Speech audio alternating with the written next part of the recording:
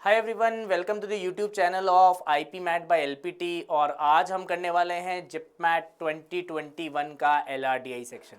जिपमैट में LRDI section सबसे scoring section होता है, तो उस पर हमें फोकस करना है। पीवाईक्यूज में हमें पैटर्न देखना है, कौन से क्वेश्चंस आ रहे हैं, उनमें क्या आइडियाज़ यूज़ हो रहे हैं। बिकॉज एलआर में ऐसा है, जितने ज़्यादा आप क्वेश्चंस करोगे उतना बेटर होगा आपके लिए, बिकॉज बहुत सारे आइडियाज़ रिपीट हो जाते हैं ना। और चैप्टर्स आपके सीरीज हो गए, डायरेक्शंस हो गए, कोडिंग डिकोडिंग हो गए। सो चैप्टर्स भी बहुत सारे हैं, ब्लड रिलेशंस हो गए, right, there are symbols and notations हो गए, बहुत सारे बेसिक चैप्टर्स हैं। सबके क्वेश्चंस आपको यहाँ मिल जाएंगे, राइट। तो हम शुरू करते हैं। सो पार्ट 1 में हम कुछ 6 क्वेश्चंस आज डिस्कस करेंगे 2021 जिपमैट पेपर के, और देखेंगे उनकी डिफिकल्टी लेवल। हो सकता है कोई क्वेश्चन बहुत आसान हो, कोई क्वेश्चन थोड़ा मॉडरेट हो ना। Let's start. सो पहला क्वेश्चन मेरे पास है। क्वेश्चन देखते ही हमें समझ में आ गया, हमें डायरेक्शंस की भी जरूरत नहीं है कि इसमें सीरीज वाला क्वेश्चन है ये ना, और जो क्वेश्चन मार्क है उसको फिल करना है, राइट। फिर भी एक बार डायरेक्शन पढ़ लेते हैं। In this question a number series is given with one term missing. तो नंबर सीरीज का क्वेश्चन है जिसमें एक टर्म मिसिंग है और आपको करेक्ट ऑप्शन बताना है, राइट। सो अब थोड़ा ध्यान देते हैं। तो अगर अपन ध्यान से देखें तो यहाँ पर देखो, मैं इसको पहले यहाँ लिख लेता हूँ सीरीज को, है ना। तो 17, 19, 15, 23, 7, 39 और क्वेश्चन मार्क, राइट। सो अब मेरे को पैटर्न देखना है। तो पैटर्न देखने के लिए सबसे पहले अपन डिफरेंस ही यूज कर लेते हैं, डिफरेंस या फिर एडिशन जो भी हो रहा है, राइट। तो इन दोनों में अब +2 हो रहा है हमारा, राइट। 17 से 19 हो गया तो +2 हो गया। अब आप बोलोगे सर डिफरेंस ही क्यों कर रहे हो, बिकॉज नंबर्स सारे आसपास के ही हैं, राइट। तो मल्टीप्लिकेशन तो यूज हो नहीं रहा है इसमें ना, तो इसलिए हम पहले डिफरेंस के लिए चांस ले रहे हैं, राइट। सो +2 हो रहा है, फिर देन इधर -4 हो रहा है ना, देन इधर +8 हो रहा है। सो 2 की पावर 1, 2 की भैया इसको डबल कर दिया, फिर इसको डबल कर दिया, तो फिर यहाँ पर -16 हो रहा होगा, राइट। और प्लस माइनस भी ऑल्टरनेट चल रहा है, और ये जो मैग्नीट्यूड है वो भी डबल होते जा रहा है, राइट। सो अब 16 को डबल करके +32 यहाँ कर दिया, राइट। तो अब -64 कर दिया होगा, और 39 में से -64 करोगे तो -25 आएगा। और वैसे भी एक ही ऑप्शन माइनस का था, है ना, तो उससे भी हमें पता लग जाता कि उसको सीधे टिक कर देते बिना कैलकुलेट करे ही।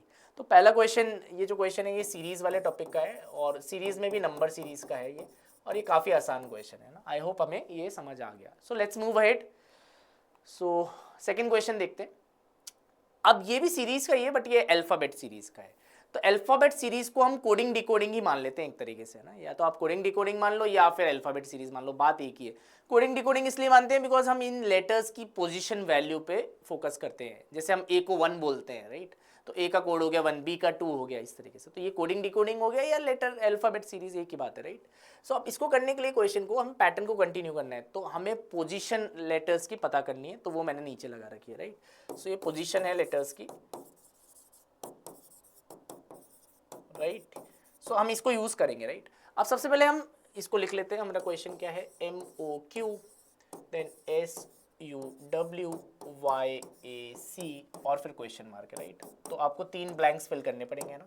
आप देखो सबसे पहले आप M और S को देखो, राइट। सो M है 13 और S है 19, है ना। M क्या है, 13 है, और S 19 है, यानी ये +6 हो रहा है ना, ये +6 हो रहा है, राइट। तो ये 6 का जंप है। M से अगर S जाना है तो 6 का जंप है। इसी तरह S से Y जाना है तो फिर 6 का ही है क्या। सो S is 19 and Y is 25, तो फिर से 6 का जंप है, राइट, है ना। तो अगला वाला जंप भी 6 आएगा। तो आप मैन्युअली Y से 6 स्टेप आगे भी जा सकते हो, है ना। So Y is 25, 25 + 6 is 31 and 31, या फिर आप ऐसे ही चले जाओ, right. So this is 1, then Z2, this is 2, then 3, then 4, then 5, then 6। तो E पे आने वाला है, राइट, E पे आने वाला है।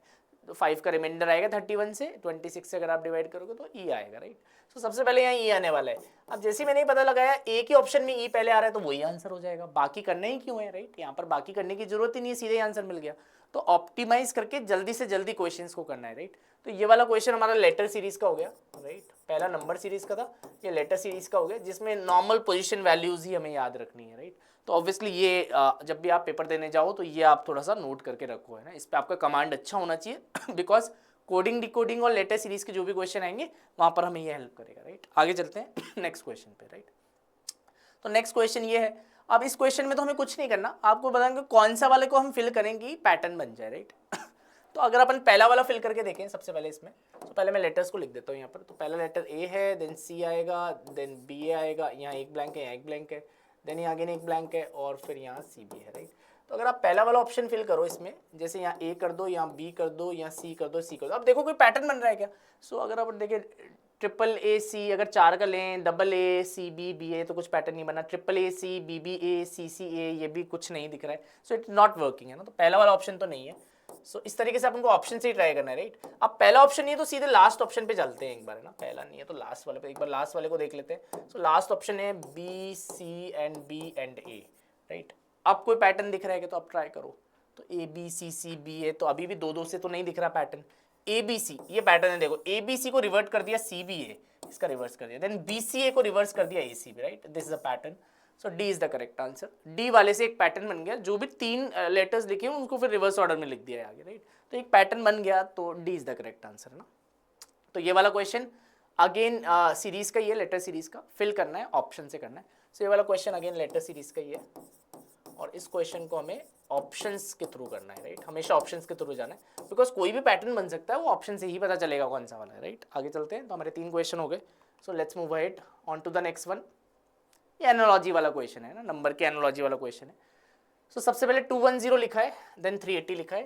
210 से यहाँ पर 380 लिखा है, तो सेम वे में 182 से क्या आएगा, राइट। ये क्वेश्चन है, ठीक है। आप थोड़ा सोचो इसमें कि 210 बनता कैसे है। 210 इज 14 इंटू 15। 210 अगर आपको बनाना है, so this number is 14 into 15, this number is 14 into 15, right. Because 15 into 15 is 225, तो ये 15 कम है उससे, तो 14 इंटू 15। इस तरह 380 कैसे बनता है, 19 इंटू 20, तो ये कंसेक्यूटिव नंबर्स ही लिखे हुए हैं, राइट। और अगर आप नोट करोगे तो ये +5 हो रहा है, राइट। ऑब्वियसली यहाँ भी +5 हो रहा है, तो इस वाले पैटर्न से यहाँ आना है तो आपको बस +5 कर देना है ना, ठीक है। तो अब आप थोड़ा सोचो कि यहाँ 180 लिखा है, ठीक है, तो आंसर तो थोड़ा बड़ा ही आएगा, राइट। तो ऑब्वियसली आंसर ये नहीं हो सकता, क्योंकि आप +5 करके आगे वाले नंबर्स को मल्टीप्लाई करोगे ना। और 240 भी नहीं हो सकता, बिकॉज 240 भी बड़ा छोटा ही नंबर है, और 272 भी नहीं लग रहा मुझे तो, है ना। हालांकि ठीक है, आप चेक कर लेंगे अपन, है ना, पर सीधे ही आंसर में डी लगा देता है ना, मुझे पता लग गया वैसे भी, है ना। तो आपको थोड़ा सा देखना है कि 182 कैसे बन रहा है ना। तो थिंक कि कौन से 2 नंबर्स को मल्टीप्लाई करें कि 182 बन रहा है ना। So think on that. आप सोचो कि भाई कौन से 2 नंबर्स को हम मल्टीप्लाई करें कि हमारा 182 बन रहा है ना। क्या आपको पता लग रहा है वो नंबर्स? सो कहने से 13 इंटू 14 करेंगे तो बनेगा, है ना। थोड़ा सा सोचना पड़ेगा, राइट। सो 13 इंटू 14 करेंगे तो ये बनेगा, राइट, क्योंकि 14 इंटू 14 196 होता है, और 13 इंटू 14 करेंगे तो 182 बन जाएगा, है ना, ठीक है। अब फिर +5 कर दो। सो फिर +5 कर दो यहाँ पर, है ना। तो +5 करोगे तो यहाँ पर 18 इंटू 19 करना है, राइट, राइट। सो 18 इंटू 19 करना है तो कितना आएगा, 342 ही आएगा यार, है ना। D is the correct answer. So ये एनालॉजी का क्वेश्चन हो गया, बेसिक नंबर्स की, है ना। आई होप ये क्लियर हो गया आपको, है ना। काफ़ी आसान क्वेश्चन, और बिना करे ही मैं डी टिक कर सकता था, बिकॉज गैप आता अच्छा खासा, +5 करके नंबर्स मल्टीप्लाई होंगे तो अच्छा खासा गैप आएगा, राइट। तो मेरे को डायरेक्ट ही पता चल रहा था। आगे वाले क्वेश्चन पे चलते हैं। सो ये क्वेश्चन में कह रहा है, अगेन एनालॉजी का क्वेश्चन है, पर ये थोड़ा कॉमन सेंस वाला है, राइट। सो ड्रिल एक मशीन होती है जिससे हम बोरिंग करते हैं, बोर करते हैं हम, है ना। ड्रिल एक मशीन होती है, आपने देखा होगा दीवारों में हम करते हैं, राइट। तो drill is a instrument that is used, ये एक इंस्ट्रूमेंट है जो हम यूज करते हैं बोर करने के लिए। इस तरह सीव यानी छलनी होता है, राइट। तो वो भी एक इंस्ट्रूमेंट होता है। ये क्यों यूज करते हैं? सो ये एक इंस्ट्रूमेंट है, इसका यूज हम इसलिए करते हैं to separate solid from liquid, right, solid और लिक्विड। और इस प्रोसेस को क्या कहते हैं? इस प्रोसेस को कहते हैं सिफ्टिंग, राइट। जब हम कुछ छानते हैं, राइट, तो सॉलिड्स को लिक्विड से हम सेपरेट करते हैं, तो उस प्रोसेस को हम कहते हैं सिफ्टिंग। तो इसका आंसर आ जाएगा सिफ्ट। तो ये तो बिल्कुल एक अपने कॉमन सेंस यूज करना है, इंस्ट्रूमेंट्स के बारे में पता होना चाहिए था, राइट। या फिर आप ऑप्शन एलिमिनेट भी कर सकते हो कि अच्छा रिंस यानी तो वॉश करना होता है, तो वो तो नहीं होगा, इस तरीके से भी कर सकते हो ना, कि ये वाला नहीं होगा, ये वाला नहीं होगा, ये वाला ही आंसर आएगा। सो अब आगे चलते हैं नेक्स्ट क्वेश्चन पे। सो लास्ट क्वेश्चन जो आज के लिए है, दिस बेस्ड ऑन कैलेंडर्स है। अब इसमें कैलेंडर्स भी और ऑड वन आउट भी है, तो क्योंकि इसमें 2 कॉन्सेप्ट मिक्स हो रहे हैं, तो आपको एग्जाम में इस तरह का क्वेश्चन को सेकंड राउंड में करना चाहिए, पहले राउंड में इस क्वेश्चन को मत करो, है ना, बिकॉज हो सकता है इसमें 2 कॉन्सेप्ट्स मिक्स हो रहे हैं तो ज़्यादा टाइम लगेगा, राइट।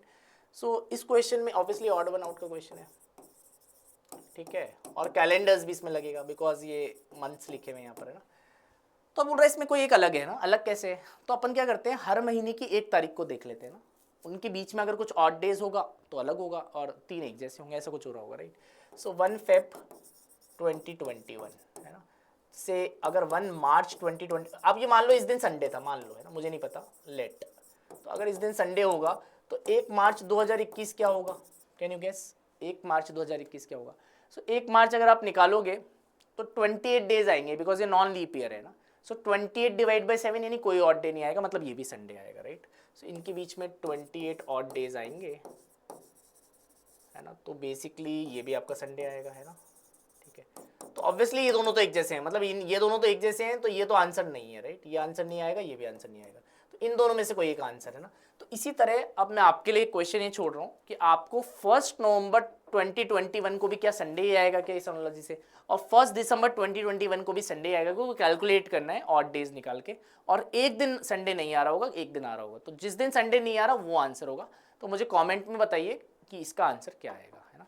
सो आई थिंक हमने यहाँ पर सारे क्वेश्चंस को आज अच्छे से कर लिया है। सो इसी तरह चैनल पे बने रहिए और वीडियोस देखते रहिए। Thank you.